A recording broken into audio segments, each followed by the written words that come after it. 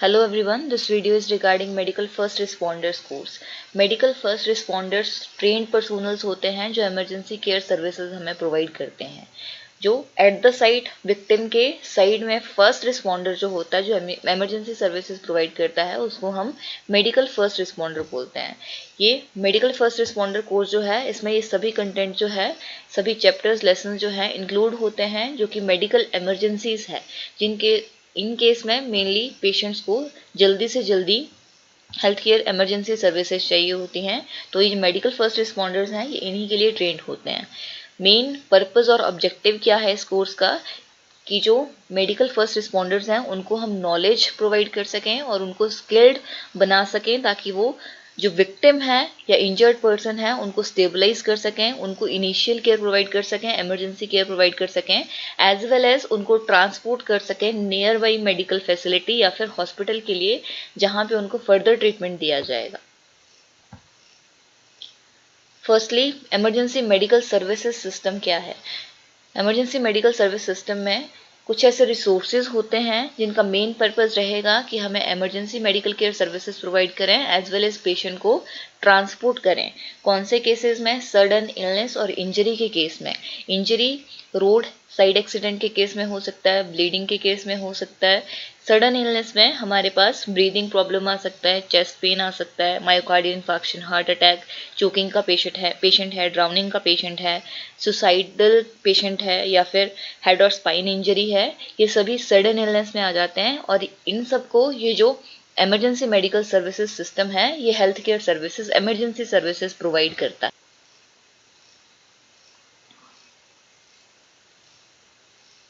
Next is medical first responder. Medical first responder is first person on the scene of an incident. जहाँ पे incident हुआ है, मतलब road side accident है या जहाँ पे विक्टिम प्रेजेंट है, वहाँ पे जो फर्स्ट पर्सन प्रेजेंट होगा, जो इमरजेंसी केयर सर्विसेज प्रोवाइड करेगा, स्किल्ड है, ऑलरेडी ट्रेंड है और जो प्रेजेंट है, उसको हम मेडिकल फर्स्ट रिस्पॉन्डर बोलते हैं। Qualities of medical first responder जो है उनकी क्वालिटीज क्या क्या होनी चाहिए? रिस्पॉन्सिबिलिटी। First is responsibility. जो मेडिकल फर्स्ट रिस्पॉन्डर है रिस्पॉन्सिबल होना चाहिए। रिस्पॉन्सिबल का मतलब है जो उसका काम है उसके लिए अकाउंटेबल होना चाहिए। अकाउंटेबल का मतलब है जिसके लिए वो रिस्पॉन्सिबल है। अगर वो इमरजेंसी केयर सर्विसेज प्रोवाइड करने के लिए रिस्पॉन्सिबल है तो उसको इमरजेंसी केयर सर्विसेज प्रोवाइड करनी चाहिए। वो उसी की अकाउंटेबिलिटी है कि जो पेशेंट है, विक्टिम है, उसको सर्विसेज प्रोवाइड की जा रही है या नहीं की जा रही है। Second is sociability. सोशियबिलिटी एक बहुत इंपॉर्टेंट क्वालिटी है जो मेडिकल फर्स्ट रिस्पॉन्डर की होनी चाहिए। अगर जो मेडिकल फर्स्ट रिस्पॉन्डर है सोशल नहीं है, विक्टिम से बात नहीं कर पाएगा, इनफ कॉन्फिडेंट नहीं होगा, करंट कंडीशन पोजीशन क्या है पेशेंट की उसका पता नहीं लगा पाएगा, एज वेल एज अगर सराउंडिंग में जो उनके एक से ज़्यादा अगर विक्टिम है उन तक नहीं पहुंच पाएगा। दूसरा, अगर इन्फॉर्म्ड कंसेंट लेना है, पेशेंट से कंसेंट लेना है, कंसेंट हमें लेना होता है पेशेंट को टच करने से पहले, सर्विसेज प्रोवाइड करने से पहले। अगर पेशेंट में अगर मेडिकल फर्स्ट रिस्पॉन्डर में सोशियबिलिटी की क्वालिटी नहीं है तो वो पेशेंट से बात नहीं कर पाएगा, कंसेंट लेने में उसको दिक्कत आएगी। Honesty. Third is honesty. Honesty का मतलब है जो हेल्थ पर्सोनल है, मेडिकल फर्स्ट रिस्पॉन्डर है, उसको ट्रूथफुल रहना है, एथिकल रहना है और फेयर रहना है। सभी पेशेंट जो है या सभी विक्टिम जो हैं उनको केयर प्रोवाइड करनी है, इक्वल केयर प्रोवाइड करनी है और जिस केयर की उनको ज़रूरत है वो केयर उनको दी जानी चाहिए। Next is pride. प्राइड में इंक्लूडेड है hygiene, uniform and personal appearance. इसका मतलब है जो रिस्पॉन्डर है, मेडिकल फर्स्ट रिस्पॉन्डर है, वो हाइजीनिक होना चाहिए, खुद क्लीन होना चाहिए, उसके हैंड्स क्लीन होने चाहिए, यूनिफॉर्म जो है उसकी प्रॉपर होनी चाहिए, उसकी पर्सनल अपीयरेंस जो है गुड होनी चाहिए। इसके अलावा प्रॉपरली ड्रेसअप होना चाहिए। Next is emotional stability. जो मेडिकल फर्स्ट रिस्पॉन्डर है इमोशनली स्टेबल होना चाहिए। इमोशनली स्टेबल का मतलब है उसके इमोशन जो हैं बैलेंस होने चाहिए, एज वेल एज अगर उसके पास कोई स्ट्रेसफुल सिचुएशन आ जाती है, इमरजेंसी सिचुएशन एक स्ट्रेसफुल सिचुएशन है, तो उसको हैंडल करने के लिए वो कैपेबल होना चाहिए। नेक्स्ट इज प्रोफेशनल डिमेन्योर का मतलब है overall appearance, attitude and behaviour. तो जो मेडिकल फर्स्ट रिस्पॉन्डर है वो एक प्रोफेशनल है तो उसका बिहेवियर जो है, एटीट्यूड है, वो भी प्रोफेशनल ही होना चाहिए। Next is good physical condition. Personnel खुद उसकी फिजिकल कंडीशन अच्छी होनी चाहिए, उसको कोई हार्ट डिजीजेस नहीं होनी चाहिए। अगर हार्ट डिजीजेस प्रेजेंट होंगे लाइक वो इमरजेंसी कंडीशन में सीपीआर प्रोवाइड करने के लिए एलिजिबल नहीं होगा, दूसरी कोई केयर प्रोवाइड करने के लिए हो सकता है एलिजिबल ना हो। Next is demonstrated ability. Medical first responder में डेमोन्स्ट्रेटेड एबिलिटी होनी चाहिए। इसका मतलब है वो दूसरों को भी ट्रेन कर सके, उसमें एबिलिटी होनी चाहिए ताकि वो दूसरा उसका कलीग जो है या उनके स्टाफ जो हैं उनको ट्रेन कर सके। इसके अलावा जो प्रोसीजर्स हैं उनको शो कर सके कैसे होते हैं, सीखते टाइम भी उनको रीडेमोन्स्ट्रेट कर सके, तो उसमें डेमोन्स्ट्रेटेड एबिलिटी जो है प्रेजेंट होनी चाहिए। Next is duties of the medical first responder. MFR की ड्यूटीज क्या क्या हैं? सबसे पहले तो उसको खुद की safety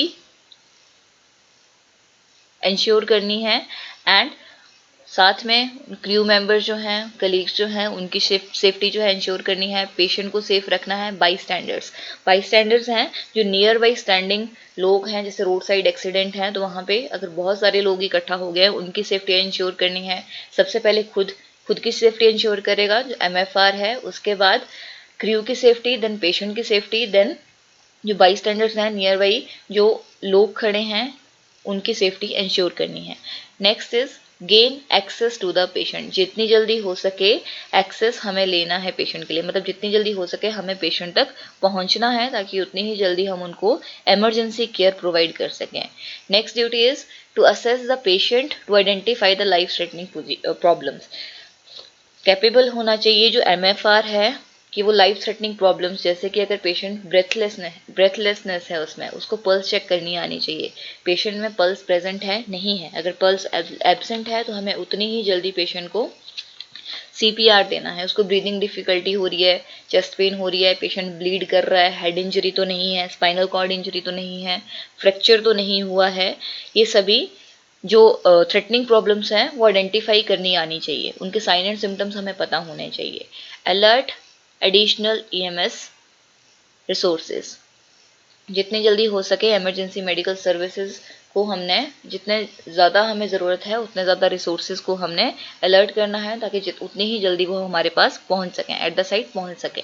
provide care based on assessment के बेसिस पे जो एमएफआर है उसको केयर प्रोवाइड करनी आनी चाहिए। जैसे अभी बताया कि अगर पल्सलेस है पेशेंट, विक्टिम पल्सलेस है तो हमने सीपीआर स्टार्ट करना है।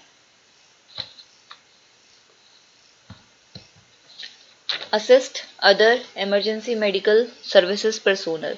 जो दूसरे हैं साथ में कलीग्स हैं, क्रू है, उनको हमने असिस्ट करना होता है। Participate in record keeping and data collection received.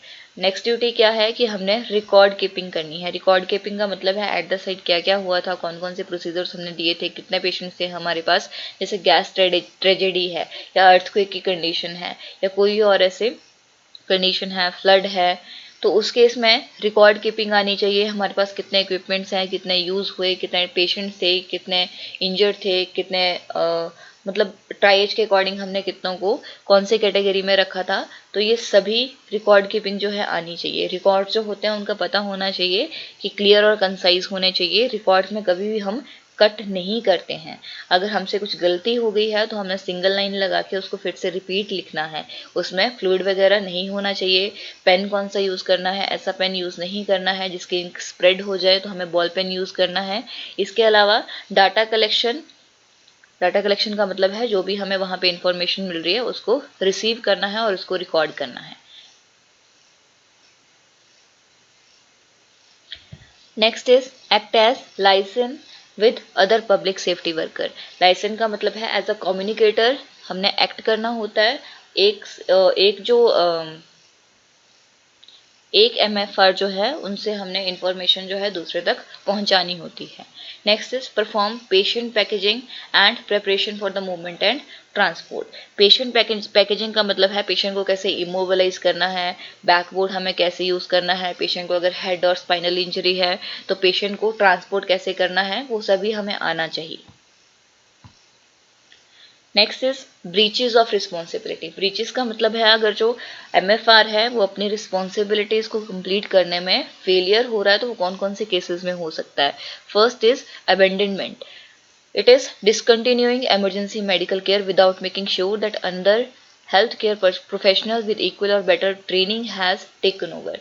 इसका मतलब है हमने अपनी ड्यूटी कंप्लीट नहीं की है, पेशेंट को health care services, emergency care services provide करने के लिए रिफ्यूज़ कर दिया है, या फिर हमने पेशेंट को अटेंड नहीं किया है जब तक कोई दूसरा हेल्थ केयर पर्सोनल जो है, प्रोफेशनल जो है, एट द साइट प्रेजेंट ना हो। Next is negligence. Negligence is failure to provide the expected standard of care causing injury or death to the patient. Negligence का मतलब है neglect करना, हमें जो केयर प्रोवाइड करनी चाहिए थी पेशेंट को वो हमने नहीं की। जैसे अगर कोई MFR जो है, मेडिकल फर्स्ट रिस्पॉन्डर है, वो असेसमेंट करने में फेल रहता है कि पेशेंट को ब्रीदिंग डिफिकल्टी हो रही थी और ऑक्सीजन जो है हमने नहीं दी पेशेंट को, या फिर जितना जल्दी हो सका हमने पेशेंट को ट्रांसपोर्ट नहीं किया जहाँ पे ऑक्सीजन अवेलेबल है, तो पेशेंट जो है, पेशेंट की डेथ हो गई, उस केस में पेशेंट को इंजरी हो गई, साइनोसिस हो रहा है, तो इस केस में ये नेग्लिजेंस कंसीडर किया जाएगा। Next is rights of the patient. First is to solicit and receive pre hospital care. Solicit का मतलब है ask for help and support, तो पेशेंट का राइट है कि वो हेल्प के लिए, सपोर्ट के लिए बोल सकता है और उसको प्री हॉस्पिटल केयर जो है प्रोवाइड की जानी चाहिए। प्री हॉस्पिटल केयर जो है इसमें CPR आ जाता है, या फिर ऑक्सीजन थेरेपी आ जाती है, स्प्लिंट, हमने ब्लीडिंग स्टॉप करना, ये सभी प्री हॉस्पिटल केयर में आ जाता है जिससे पेशेंट की जान बच सकती है। Next is to maintain confidentiality regarding personal information and condition. जो पेशेंट है उसकी हमने पर्सनल इंफॉर्मेशन जो है वो लीक नहीं करनी होती है। जैसे एट द साइड कोई विक्टिम है, वो ब्लीड कर रहा है और हमें उसने बता दिया कि वो HIV पॉजिटिव है और वो नहीं चाहता है कि वहाँ जो पब्लिक है उसको पता चले, तो हमने ये इन्फॉर्मेशन जो है लीक नहीं करनी होती है, दूसरों को नहीं बतानी होती है। पेशेंट की कॉन्फिडेंशियलिटी जो है मेंटेन करके रखनी है। To pursue legal recourse for acts of negligence, abandonment और वायलेशन ऑफ कॉन्फिडेंशियलिटी। अगर जो MFR है नेग्लिजेंस करता है, अबेंडनमेंट करता है, वायलेशन ऑफ कॉन्फिडेंशियलिटी करता है, तो जो पेशेंट है वो लीगल एक्शन ले सकता है। Next is in some situation the patient has the right to refuse care. कुछ कंडीशन में पेशेंट के पास राइट होता है कि वो केयर को रिफ्यूज़ कर सकता है। अगर उसे इमरजेंसी केयर सर्विसेज नहीं चाहिए, लाइक वो CPR नहीं चाहता है, तो हमने पेशेंट को CPR नहीं देना होता है। The patient may be required to sign a refusal form in the presence of witness. उस केस में हमने कि पेशेंट को इमरजेंसी केयर सर्विसेज नहीं चाहिए, एक रिफ्यूज़ल फॉर्म होता है, वो साइन करवाना है in the presence of witness. Witness के भी वहाँ पे साइन होंगे। Next are the legal aspects. Legal aspects में आ जाता है expressed consent, permission obtain from every responsive competent adult patient before providing emergency care.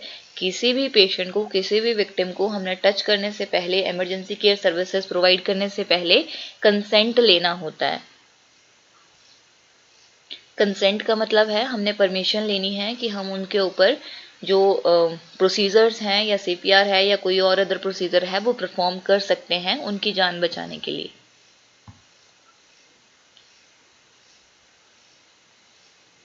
Next is implied consent. Implied consent is assumed on a part of an unconscious, confused or seriously injured patient or for a minor patient that cannot make decisions. Implied consent हम उन case में लेते हैं जिनमें patient खुद consent नहीं दे सकता। जैसे इमरजेंसी सिचुएशन है लेकिन पेशेंट अनकॉन्शियस है, फेंट हो चुका है, अनकॉन्शियस है, उस केस में भी हम इम्प्लाइड कंसेंट कंसीडर कर सकते हैं, पेशेंट को इमरजेंसी केयर प्रोवाइड करनी है। कंफ्यूज्ड है, सीरियसली इंजर्ड है, बता नहीं सकता कि मेरे को इमरजेंसी केयर सर्विसेज चाहिए, या फिर माइनर पेशेंट है, लेस देन 18 ईयर्स हैं, जो कि अपना डिसीजन खुद नहीं ले सकते, उस केस में हमने इम्प्लाइड कंसेंट कंसीडर करना होता है कि पेशेंट को अभी ज़रूरत है और हमने उसको, पेशेंट एबल नहीं है कि वो हमें कंसेंट दे सके, वर्बली और रिटर्न कंसेंट दे सके, तो उस केस में हमने एज्यूम करके चलना है कि पेशेंट को हमने उसकी जान बचाने के लिए इमरजेंसी केयर सर्विसेज प्रोवाइड करनी है। Next is basic personal protective equipments. Personal protective equipments वो होते हैं जो हम यूज़ करते हैं इन्फेक्शन को स्प्रेड होने से बचाने के लिए, जैसे कि लेटेक्स ग्लव्स होने चाहिए, पर्सनल मास्क होना चाहिए, आई प्रोटेक्शन होनी चाहिए, गाउन होना चाहिए एंड CPR मास्क होना चाहिए। पर्सनल प्रोटेक्टिव इक्विपमेंट्स हम क्यों यूज़ कर रहे हैं? ताकि जो पेशेंट है उसको भी इन्फेक्शन हमारे से स्प्रेड ना हो और इन्फेक्शन पेशेंट से भी हमारे पास ना आए। दोनों ही कंडीशन में हमने दोनों ही चीज़ों के लिए हम पर्सनल प्रोटेक्टिव इक्विपमेंट्स यूज़ करते हैं। ग्लव्स क्यों यूज़ करेंगे? ताकि जब हमने पेशेंट को टच करना है, पेशेंट को अगर ओपन इंजरी है, अगर हम डायरेक्ट नेक्ड हैंड से उसको टच करते हैं तो पेशेंट में इन्फेक्शन होने के चांसेस बढ़ जाएंगे।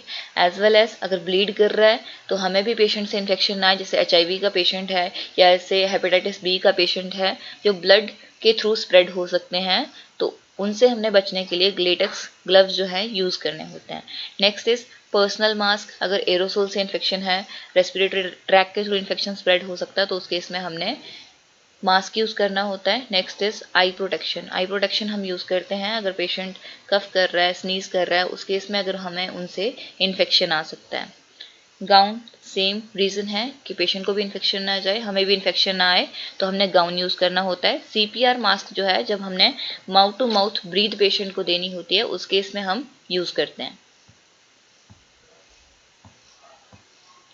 Next are the basic equipments for pre hospital care. Hospital पहुंचने से पहले पेशेंट को जो हमने केयर देनी होती है उसके लिए हमें बेसिक इक्विपमेंट्स की ज़रूरत होती है। वो कौन कौन से हैं? हमारे पास किट अवेलेबल होनी चाहिए। किट में हमारे पास ड्रेसिंग मटेरियल होना चाहिए, बैंडेजेस होनी चाहिए, टेप होनी चाहिए, इसके अलावा आई गार्ड होना चाहिए, टॉर्निक्विट होनी चाहिए। टॉर्निक्विट एक बैंड लाइक स्ट्रक्चर होता है। टॉर्निक्विट एक बैंड होता है जो हम ब्लीडिंग स्टॉप करने के लिए यूज़ करते हैं। ब्लैंकेट होने चाहिए पेशेंट को कवर करने के लिए। शीट्स होनी चाहिए, पिल्लो होने चाहिए, स्प्लिंट होने चाहिए। स्प्लिंट क्या है? ये प्रोटेक्टिव डिवाइसेस हैं जो प्रोटेक्ट करते हैं, सपोर्ट करते हैं ब्रोकन बोन्स और इंजर्ड बोन को। बैंडेज, शीयर्स और सीजर्स होने चाहिए। ऑक्सीजन एंड एसेसरीज होनी चाहिए अगर पॉसिबल है। बैकबोर्ड होना चाहिए। बैकबोर्ड हम क्यों यूज़ करते हैं? बैकबोर्ड जो है ये हम स्पाइनल इंजरी के केस में यूज़ करते हैं ताकि हम पेशेंट को इमोबलाइज कर सकें। अगर स्पाइन की इंजरी है, हेड इंजरी है, तो फर्दर पेशेंट की कंडीशन वर्स ना हो, इंजरी वर्स ना हो, पेशेंट को और ज़्यादा हार्म ना हो, उस केस में पेशेंट को इमोबलाइज करने के लिए हम बैकबोर्ड यूज़ करते हैं। नेक्स्ट इज सर्वाइकल कॉलर, जो हमें सभी साइजेस में, चिल्ड्रन के लिए स्मॉल, मीडियम, लार्ज साइज में हमारे पास अवेलेबल होनी चाहिए। Next is pen light. Pen light हमारे पास इमरजेंसी के केस में होने चाहिए। क्यों यूज़ करते हैं हम? अगर हमने आईज, ईयर या थ्रोट को एग्जामिन करना है, प्यूपिल्स के लिए देखना है प्यूपिल का साइज इंक्रीज है, डिक्रीज है, ईयर में से कोई फ्लूइड जो है लीक हो रहा है, या फिर थ्रोट में कुछ ऑब्स्ट्रक्शन है, उसके लिए हम पेन लाइट यूज़ कर सकते हैं। ब्लड प्रेशर मेजरमेंट के लिए हमारे पास स्फिग्मोमैनोमीटर होना चाहिए, बीपी अपरेटस होना चाहिए, स्टेथोस्कोप होना चाहिए, डिसइंफेक्टेंट बीटाडीन होना चाहिए। ये पेशेंट को हम ड्रेसिंग के टाइम क्लीन करने के लिए और डिसइंफेक्शन के लिए हम यूज़ करते हैं। स्टेराइल वाटर और नॉर्मल वाटर होना चाहिए पेशेंट को क्लीन करने के लिए। एक्टिवेटेड चारकोल लेना है। एक्टिवेटेड चारकोल जो है इसको हम पॉइजन के केस में देते हैं। करता क्या है? ये जो पॉइजन है उसको एब्जॉर्ब कर लेता है। देते कैसे हैं? किसी लिक्विड मिक्स करके पेशेंट को ड्रिंक करने के लिए बोलते हैं। टंग डिप्रेसर हमारे पास होना चाहिए इमरजेंसी केस में, CPR देने से पहले, अगर हमने टंग फॉल प्रिवेंट करना है या फिर ऑब्स्ट्रक्शन के लिए देखना है। चाइल्ड बर्थ किट हमारे पास प्रेजेंट होनी चाहिए, जिसमें ये सभी इक्विपमेंट्स हमारे पास होने चाहिए। चाइल्ड बर्थ किट जो है एक तो प्रिवेंट करेगी कि मदर को इन्फेक्शन ना हो, बच्चे को इन्फेक्शन ना हो, इसके अलावा कॉम्प्लिकेशंस ज़्यादा ना हो, उस केस के लिए हमें चाइल्ड बर्थ किट जो है हमारे पास अवेलेबल होनी चाहिए। ऑरोफेरिंजियल एयरवेज होने चाहिए। ऑरोफेरिंजियल एयरवे जो हैं ये हमें एयरवे मेंटेन करने के लिए चाहिए होते हैं, एयरवे ओपन रखने के लिए चाहिए होते हैं ताकि पेशेंट जो है रेस्पायर कर सके। So this is all about the emergency medical services. I hope the video was useful to you. Thank you for being till last.